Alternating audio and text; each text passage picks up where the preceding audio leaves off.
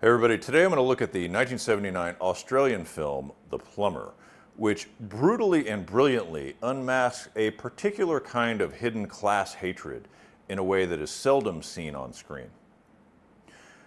All right, the story concerns a woman named Jill, and Jill is a 30-ish woman who lives with her husband in a nice, sterile, modern apartment block in Adelaide, Australia. And one day, Jill gets an unexpected visit from a plumber named Max, who says that he has to fix a plumbing problem inside her apartment.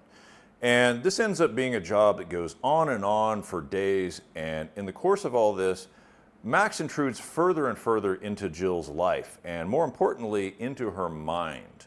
And the film gets progressively creepier and more uncomfortable as it goes along.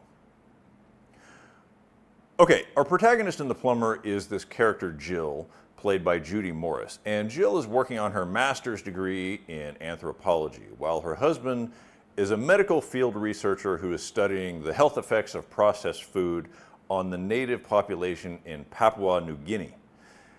They're both from Melbourne and are now living in this apartment in Adelaide, so they are, as we say, transplants in this city.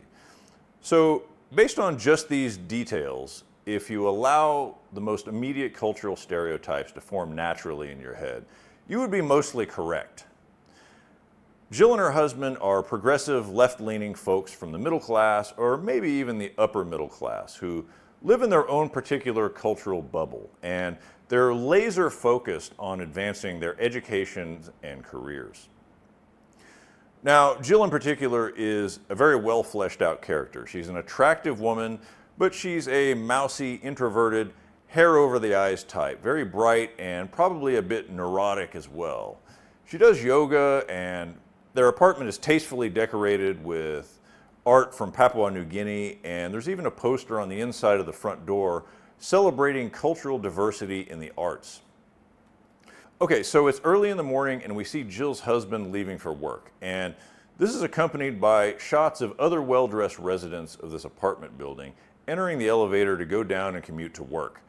And then we have a shot outside the elevator on the ground floor, accompanied by menacing music.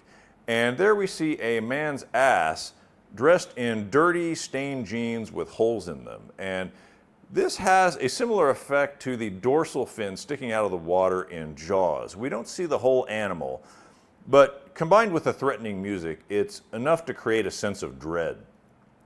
So this dirty guy's ass is facing away from us, pacing back and forth, waiting for these well-dressed people to leave the elevator so he can get in and go up.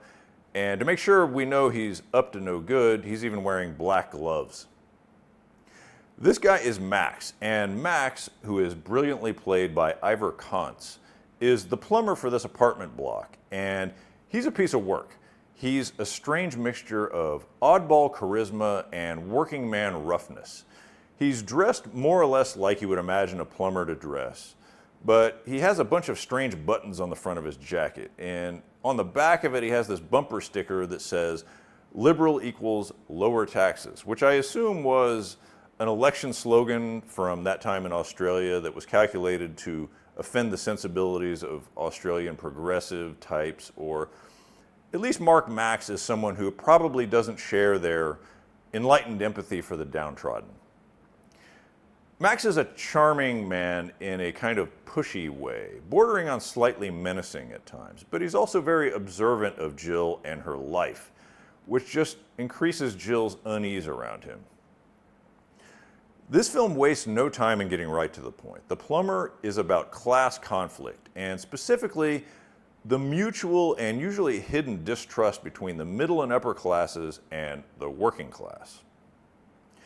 Nowadays, we hear things like racism and sexism being discussed a lot, usually in ways that are pretty much guaranteed to make everything worse. But what we don't hear openly discussed as much is classism, and in particular, the class division and even class hatred of the more subtle variety that is very prevalent in places like the US and Australia, for example. And this film is a perfectly constructed vehicle for revealing the true ugliness of this social division. Now, the character Max is undoubtedly a creepy guy, and his behavior towards Jill is sometimes inappropriate and even threatening to Jill.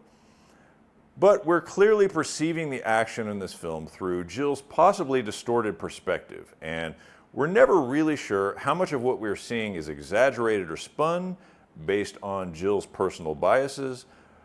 But for the purposes of the film, it doesn't really matter. Max is not just a sexual threat to Jill. Perhaps even worse is what he represents to Jill. He's a brash, unwanted reminder of everything that makes her deeply uncomfortable, everything that she studied so hard and went to graduate school to avoid.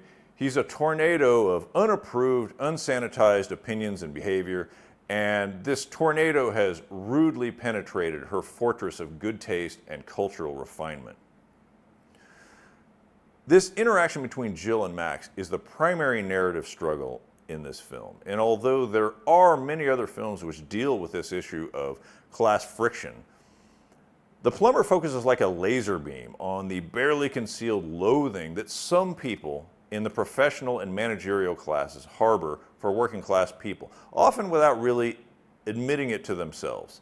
And the film effectively reduces some very sticky and complicated issues down to their lowest common denominators. Peter Weir is revealing the snobbery and hypocrisy of these people, but he's not just highlighting common snobbery here. This film is far more pointed and savage than that. He's taking direct aim at a particular segment of the middle and upper classes, those who tend to champion certain groups of people whom they perceive as victims, but who have very little understanding of or interest in the ordinary working people in their own communities. And indeed, it's often not simply a lack of interest. It's a deeply ingrained, almost instinctive revulsion in some cases. Our protagonist, Jill, maintains her outward composure while enduring Max's antics for as long as she possibly can. But ultimately, she is forced to reveal her own ugly and vulgar class hatred, both to us in the audience, and more importantly, to herself. This theme of class friction pops up in other films by Peter Weir, though not with this level of directness. For example, in his earlier film, Picnic at Hanging Rock, and much later in his American film, Green Card. So we can assume that he has a particular interest in this subject. Australia is kind of like the United States in that there is or was a myth of a classless society, and I have to imagine that there was a grain of truth to this to some extent, at least compared to Great Britain, which has a much more clearly and rigidly defined class structure than its former colonies do. Though The Plumber did eventually appear in theaters, it was actually a made-for-TV movie shot on 16mm film over just 3 weeks in 1978 with a shoestring budget and no major stars. Peter Weir wrote The Plumber originally as a short story based on an anecdote related to him by an acquaintance of his, so it is based on a true story as far as that goes.